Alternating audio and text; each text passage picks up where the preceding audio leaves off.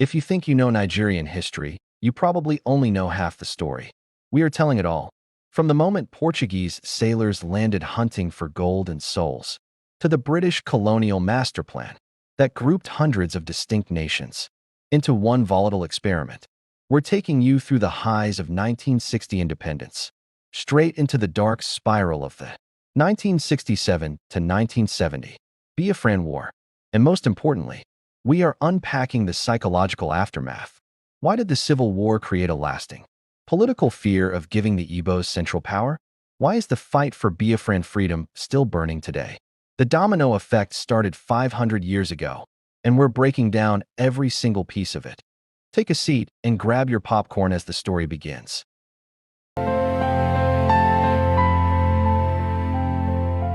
Think Africa was living in the Stone Age before Europeans arrived? You were lied to. Thousands of years ago, buried in the heart of modern Nigeria, a forgotten empire was doing the impossible. Meet the Nok civilization. Over 3,000 years ago, while Europe was struggling to mix bronze, the Nok skipped the Bronze Age entirely, jumping straight into mastering raw iron and creating terrifying, hyper-detailed terracotta art. The Northern Titans? The Kanem-Bornu Empire ruled for nearly 1,000 years. A terrifying superpower with thousands of armored cavalry knights controlling the Sahara trade routes with absolute authority. The untouchable citadel. Deep in the rainforest, the Kingdom of Benin built the largest earthwork structure on planet Earth, for times longer than the Great Wall of China, guarded by master metallurgists whose bronze art stunned the entire world. The crazy part? The NRI kingdom conquered without a single soldier, ruling purely through spiritual taboo. Meanwhile, Oyo's military power was so controlled, their council could literally order their own emperor to end his own life if he abused power.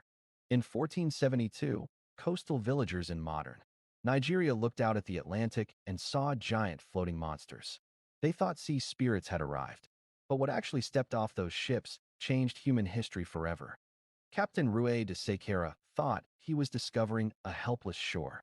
Instead, he came face to face with powerful, wealthy African kings who demanded absolute diplomatic equality and immediate trade tariffs. An explosive alliance was born. Nigerian kingdoms traded ivory, pepper, and cloth for European guns, metals, and luxury goods. African royals even learned Portuguese and sent ambassadors across the sea to Europe. For decades, it was a partnership of equals, but behind the friendly handshakes and thriving markets lay a sinister shift that no one saw coming. When European explorers first stepped into the Kingdom of Benin, they didn't find primitive villages. They found a city so rich and powerful that the king treated European diplomats like helpless beggars. Benin controlled the entire coast. They traded raw ivory, rare spices, and fine cloth for European brass and guns. But the Oba had one terrifying rule. No one was allowed to sell male citizens, keeping his empire completely untouchable. The Oba didn't just trade from afar. He sent his own royal ambassadors straight to the royal courts of Portugal. African diplomats were walking the halls of European palaces as absolute equals. For over 2 centuries, Benin played the Europeans like a game of chess. But while Benin saw a trade partner, Europe was secretly measuring their walls, waiting for the perfect moment to strike.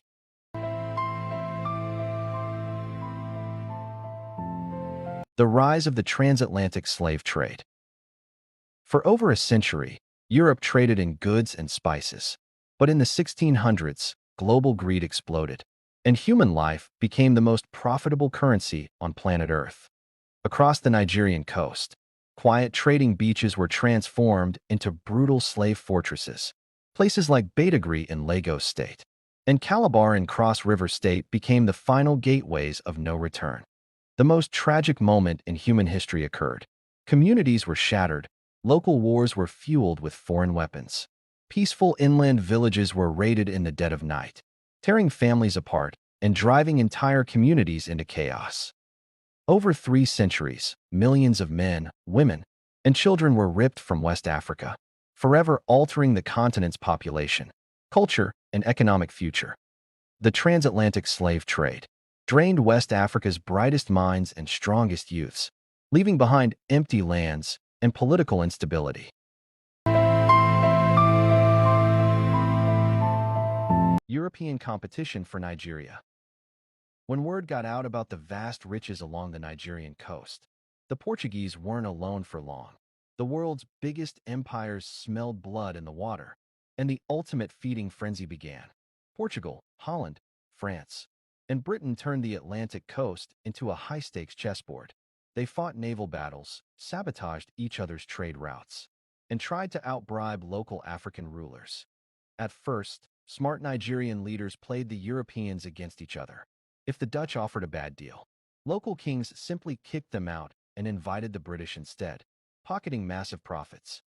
By the late 1700s, one empire crushed all its rivals and seized total control of the trade routes. Great Britain. But Britain wasn't just here to trade anymore. They were planning a complete takeover. The spiritual Trojan horse. While merchants came for gold and slaves, another group arrived with a very different weapon, the Holy Bible. But was this a mission of salvation or the ultimate psychological trap? Missionaries built churches and modern schools across southern Nigeria. If you wanted power, literacy, or trade with Europe, you had to convert and abandon your ancestors' ways forever. Families were violently torn apart from within. Ancient traditions, sacred art, and ancestral beliefs were branded as evil, turning neighbors, brothers, and entire communities against one another. By changing minds, Britain cleared the path for total conquest without firing a single cannon first. The cross paved the way for the crown. The exploration and mapping of Nigeria. For centuries, Europeans were trapped on the coast, terrified of dying from malaria in the interior. But in the 1800s, desperate men risked everything to breach the forbidden hinterland. Explorers like Mungo Park and Richard Lander risked their lives to map the mysterious Niger River. Many died of fever, but those who survived unlocked the secret highway straight into West Africa's heartland. They weren't just making maps for science. Every river mapped and every town plotted was a target, locating massive reserves of palm oil, rubber, and minerals ready to fuel Europe's industrial machine. Without firing a single shot, European cartographers transformed an entire sovereign land into a masterpiece of calculated theft, drawing lines across maps that would erase kingdoms and divide people. The Bloodless Division. In 1884, 14 nations gathered in Berlin to commit the greatest heist in human history. Without setting foot in Africa, they drew ruler straight lines across a continent and carved it up like a piece of cake. The most twisted part? Not a single African leader, king, or chief was invited to the table. In a matter of weeks, millions of people were turned into colonial subjects of foreign masters without ever knowing it. At the conference, Great Britain demanded the ultimate prize, the vast, resource-rich territories surrounding the Niger River. Their claim was recognized, giving them sole imperial authority over modern-day Nigeria. With paper authority secured, Britain prepared to turn their map drawings into bloody reality.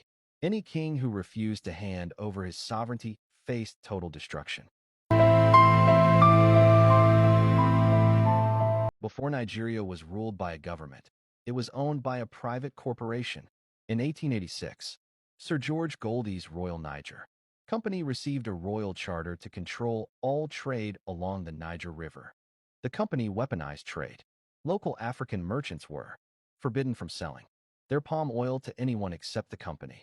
Those who refused its dirt-cheap prices were shut out of the market, leaving them no choice but to sell at whatever price the company demanded just to survive. Any African king or chief who dared to resist corporate rule was met with brute force. The company deployed its own private military, burning down resistant towns and seizing total economic control. In 1899, after draining billions in profits, the company sold the entire territory to the British Crown for £868,000. An entire nation was literally bought and sold, like real estate. When peaceful trade turned into military occupation, Britain unleashed iron and blood. Armed with devastating Maxim machine guns, imperial forces launched ruthless military campaigns to crush every independent kingdom in their path. In 1897, the legendary Kingdom of Benin made its ultimate stand.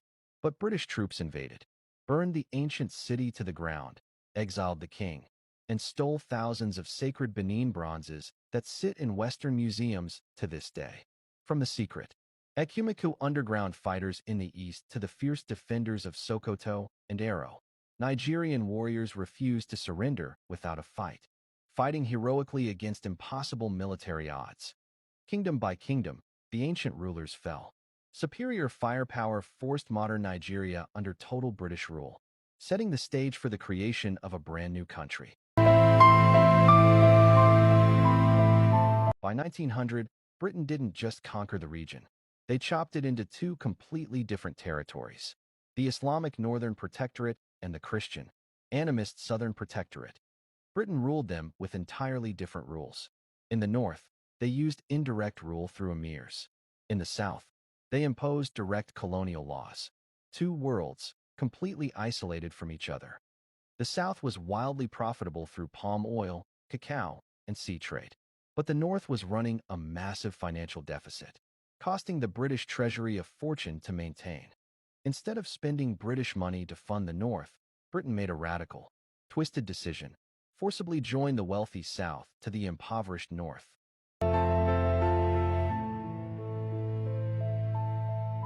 On January 1st, 1914, one man reshaped the map of Nigeria with a single stroke of a pen.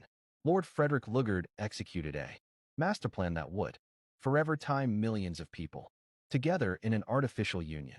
Without consulting a single native chief, king, or elder, Britain took hundreds of diverse ethnic groups, distinct languages, and conflicting religions, and forcibly merged them into a single political experiment. Even the name was created over afternoon tea. Flora Shaw, Lugard's wife, coined the name Nigeria from the Niger River, turning vast ancient empires into a commercial brand name for the British Crown. The 1914 amalgamation gave birth to modern Nigeria. But what Britain built to save corporate profits became a political time bomb waiting to explode. Once the borders were locked, the real trap was sprung. Britain didn't just rule Nigeria. They forced Nigerians to pay for their own colonization through brutal, mandatory head taxes. If you couldn't pay the tax in cash, you were dragged from your family into forced labor gangs, building railways, roads, and coal mines for zero pay under threat of imprisonment. The entire economy was re-engineered for total extraction. Nigerian soil produced vast wealth: palm oil, cocoa, tin, and coal. But every single penny of profit was funneled straight back to Europe. Centuries of social harmony were completely shattered. Traditional authority was replaced by colonial puppets, turning communities inside out. The rise of nationalism. Britain made a fatal mistake. They educated an elite class of young African intellectuals, thinking they'd build loyal clerks. Instead, they created the very minds that would tear the empire down. Nationalist leaders like Herbert Macaulay and Nnamdi Azikiwe turned newspapers into lethal weapons of resistance. Their words exposed colonial greed, spreading political awakening across every city street like wildfire. It was no longer just polite political petitions. Strikes, mass boycotts, and organized labor movements paralyzed colonial operations, hitting British profits right where it hurt most. The British thought they could control the narrative forever. But the people had woken up, and the demand was no longer just reform, but absolute freedom. The heroes of independence. When the empire began to crumble, three intellectual titans emerged to reclaim their land.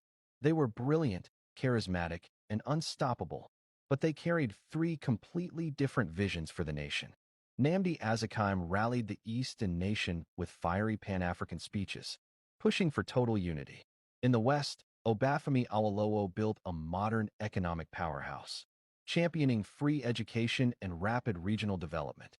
In the North, Sir Ahmadu Bello and Abubakar Tafawa Balewa commanded immense power, ensuring the vast northern region preserved its culture and political dominance before agreeing to any deal. Together, they forced Britain to break its chains and surrender power. But as they fought off foreign rule, deep rivalries between these heroes laid the groundwork for a future struggle. The Midnight Flag Lowering. At midnight on October 1st, 1960, 60 years of British imperial dominance came to a dramatic end. As the British flag hit the dust, a brand new giant was born on the African continent. Across the nation, millions poured into the streets in utter euphoria. Streets erupted with music, tears of joy, and fireworks as an entire generation celebrated their long-awaited freedom. Prime Minister Abubakar Tafawa Balewa stepped to the podium, proclaiming a new era of democracy, wealth, and unity. Nigeria was officially crowned the giant of Africa, boasting Africa's largest economy and population. The hope was endless, but the foundation was cracked. Behind the independence fireworks, deep ethnic rivalries and political fractures were already smoldering in the dark. Political crisis and military coups. Just 6 years after independence, the dream turned into a nightmare. Corruption, rigged elections, and intense regional hatred brought Nigeria's fragile democracy to the brink of collapse. On January 15th, 1966, the guns spoke. A group of young, mostly Igbo army officers launched a bloody midnight coup, assassinating Prime Minister Balewa, Premier Ahmadu Bello, and top military generals. The January coup was meant to wipe out corruption, but northern soldiers saw it as an Igbo takeover plot.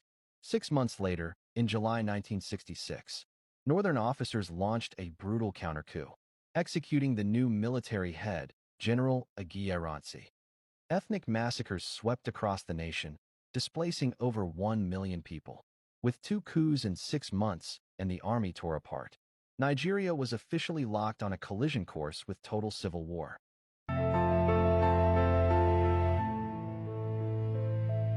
The road to Biafra. Following the July 1966 counter-coup, fear turned into widespread violence. Target massacres broke out across northern towns, plunging thousands of Eastern families into a living nightmare. An estimated 1 million Easterners fled back to their homeland in the southeast, abandoning their homes, businesses, and belongings to escape the wave of violence as they were being massacred by the Northerners. In January 1967, military leaders met in Aburi, Ghana, agreeing on a peaceful decentralized system. But upon returning home, the agreement disintegrated instantly, shattering all remaining trust. With reconciliation dead and their people demanding safety, the eastern region saw only one option left: breaking away entirely.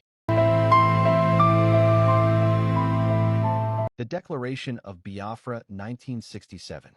On May 30th, 1967, one man stepped up to challenge the largest nation in Africa. Oxford-educated Lieutenant Colonel Odumegwu Ojukwu made a broadcast that would send shockwaves around the entire planet. Driven by the slaughter of their people and the collapse of peace talks, the eastern region broke away, officially declaring the independent Republic of Biafra to secure their own survival, to stay away from trouble, killings, and brutal assaults by the Northerners. In Lagos, military head General Gowon rejected the secession immediately, denouncing Biafra as an illegal rebellion.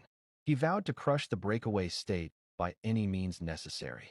The world was split. While global superpowers rushed to arm Nigeria to protect oil interests, such as United Kingdom, Soviet Union, Egypt, Czechoslovakia, and Poland, while Biafra stood alone against overwhelming odds.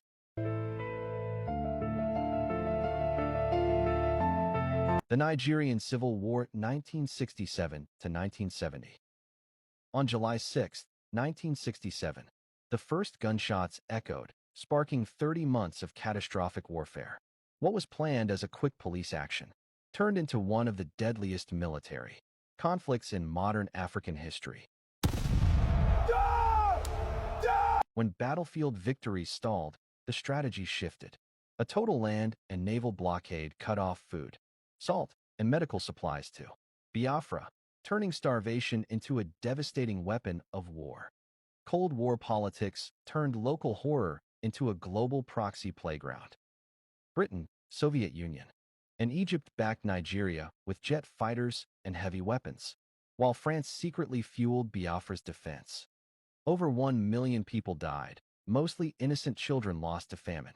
For the first time, horrific images of mass starvation flashed across global TV screens, shocking the conscience of humanity forever. The end of Biafra. By January 1970, after 30 grueling months of starvation and siege, Biafra's defense collapsed. Ojukwu fled into exile, leaving Major General Philip Effiong to face the inevitable surrender. On January 15, 1970, the formal surrender was signed in Lagos. The bloody civil war that claimed over 1 million lives was officially over, and Biafra ceased to exist. In a shocking twist of mercy, General Gowan declared his famous policy, "No victor, no vanquished." He announced a national campaign of reconstruction, rehabilitation, and reintegration to heal a broken nation. The guns fell silent, and the nation was re-stitched together. But deep historical wounds remained buried beneath the surface.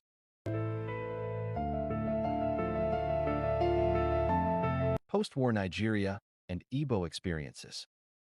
The war was officially over, and the government promised full reconstruction, rehabilitation, and reintegration. Millions of Easterners returned to their homes, ready to rebuild their lives from the ashes. Then came the ultimate economic blow. Under the infamous 20 pounds policy, no matter how millions of Biafran pounds or savings an Igbo family had deposited, the government gave them a flat payout of just 20 pounds total. To make matters worse, the abandoned properties policy allowed local authorities to seize homes, shops, and real estate left behind by fleeing Easterners, wiping out generations of family wealth overnight. Despite losing their wealth overnight, the Igbo people built an economic miracle from scratch. Yet, decades later, debates over political marginalization and national inclusion still burn bright. Military rule and oil wealth. In the 1970s, liquid black gold burst out of the Niger Delta, and a tsunami of easy money flooded Nigeria. Almost overnight, the country transformed into one of the wealthiest oil nations on earth. The money came so fast that military leaders famously declared, "Money is not our problem, but how to spend it." Millions of dollars flowed daily into colossal infrastructure projects, high-rise buildings, and massive imports. But oil wealth became a fatal curse. Instead of building agriculture or manufacturing, successive military regimes siphoned billions into foreign Swiss bank accounts, creating a culture of rampant state corruption. With billions at stake, control of the central government became the ultimate prize. Coup followed coup as generals overthrown generals to seize the nation's oil vault. The return of democracy. By the late 1990s, decades of brutal military dictatorships had brought Nigeria to its knees. Mass arrests silenced journalists, and public fear pushed the nation to the absolute breaking point. Then, in a series of shocking, sudden events, the brutal regime fell apart. With global pressure mounting and internal unrest exploding, the military generals realized they could no longer hold on to power. On May 29, 1999, the military officially handed power back to an elected civilian government, marking the official birth of Nigeria's Fourth Republic and ending decades of junta rule. Democracy had finally returned, bringing freedom, new elections, and historic economic growth. But as the new era began, fresh political challenges were already brewing. Modern Nigeria. Entering the 21st century, modern Nigeria exploded into Africa's economic powerhouse, driven by a massive young population, vibrant tech startups, and global Afrobeats culture. The giant reshaped its destiny on the world stage. Home to over 200 million people, 250 ethnic groups, and 2 major religions, modern Nigeria is a complex mosaic. Its greatest strength, and its most delicate challenge is balancing this incredible diversity. Yet, severe threats continue to test the nation's resolve. From insurgency in the north to piracy and economic inflation, modern Nigeria constantly battles deep security issues to protect its citizens. Through triumph, conflict, and rebirth, Nigeria remains the undisputed leader and heartbeat of the African continent. Unstoppable, unyielding, and forever standing tall.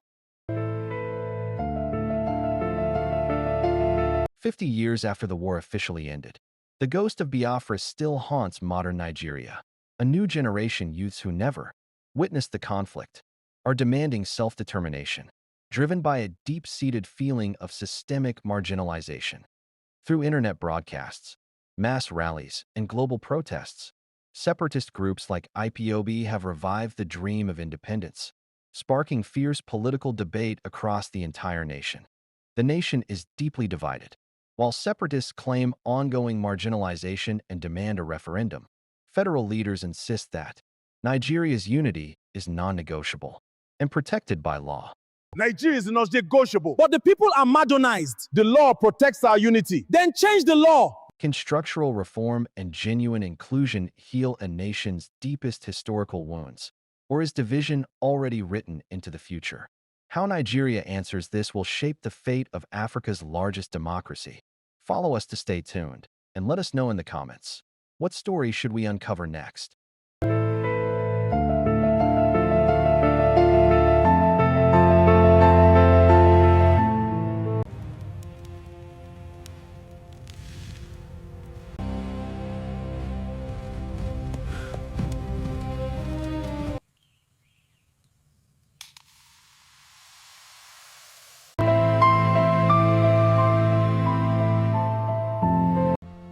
The winds are favorable. We set sail at dawn.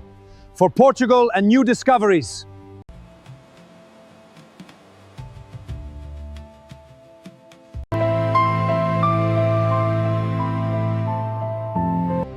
Wisdom guides the powerful hand. Sure. I offer these manillas and fine goods for your pepper and ivory. A fair trade, but I require more.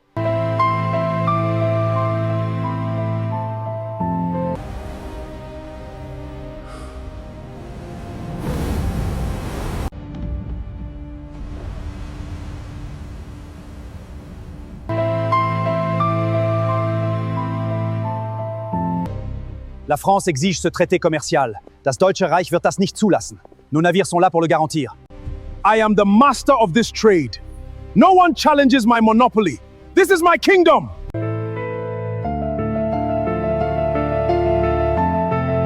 This Bible in Yoruba is a testament to our people's intellect and faith.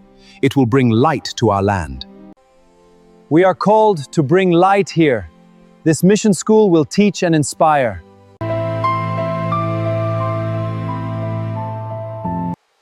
The Niger's course turns treacherous here.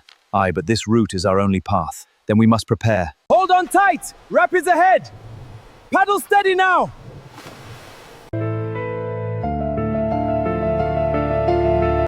Gentlemen, we must delineate our spheres in Africa. Here and here are our strategic claims. Gentlemen, we must secure the northern trade routes. Agreed, the southern region will be ours. Then it is settled. The Charter grants us absolute power. These contracts will secure our monopoly.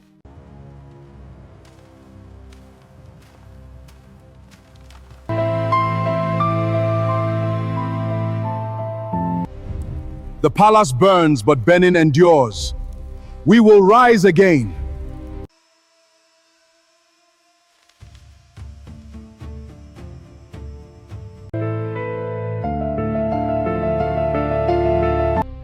I am the emir of this realm. My word is law, my staff its symbol. As the resident officer, it is my duty to maintain order in this territory. These natives will learn the meaning of British discipline.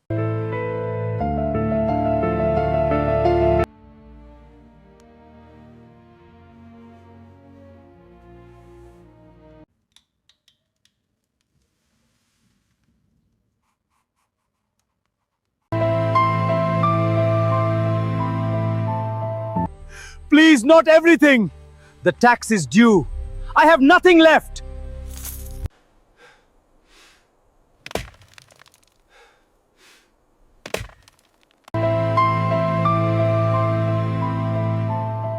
We must unite for Nigeria's independence. Together, we will forge a prosperous future. Africa for Africans, freedom now. The press will roar with our truth. No more colonialism. My brothers and sisters, the time has come. We must unite and claim our destiny. No more chains. We must unite. The path ahead demands vigilance and strategy. I am Sir Ahmadu Bello, leader of the North. We stand united and strong.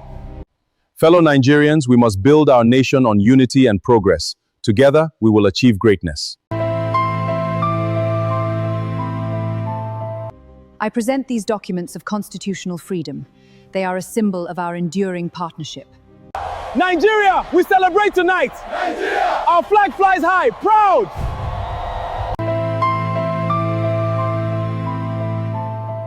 Soldiers, the hour of action is now. We march to cleanse our nation. Forward! I am now head of state. The military is in control. Obey my orders. We have to get on. Hurry! Please let us through. My baby, hold on. These boundaries are ours. We must hold them at all costs. We vow to preserve the unity of Nigeria at all costs. No sacrifice is too great for our nation. Biafra is our hope. We will fight for our freedom. No turning back.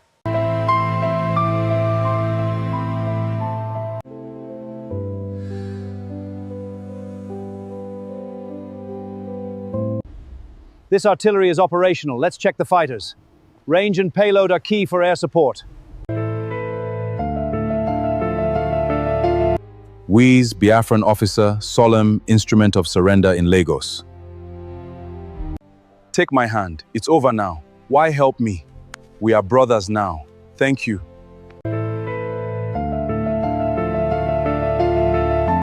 These Biafran pounds are useless now.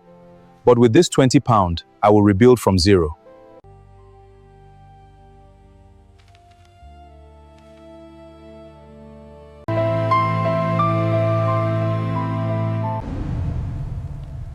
This is our reality. This champagne is exquisite.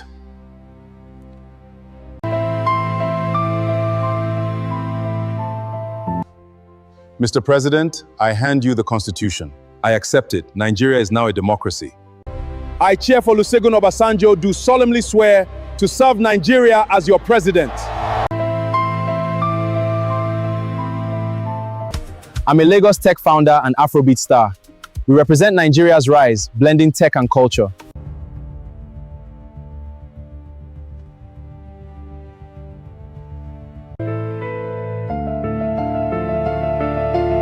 We are the youth. We did our voice, our future, our freedom. Self-determination is our right. Join the movement now. My colleagues, we must champion constitutional restructuring. It is the path to national unity. Let us unite and build a stronger federation.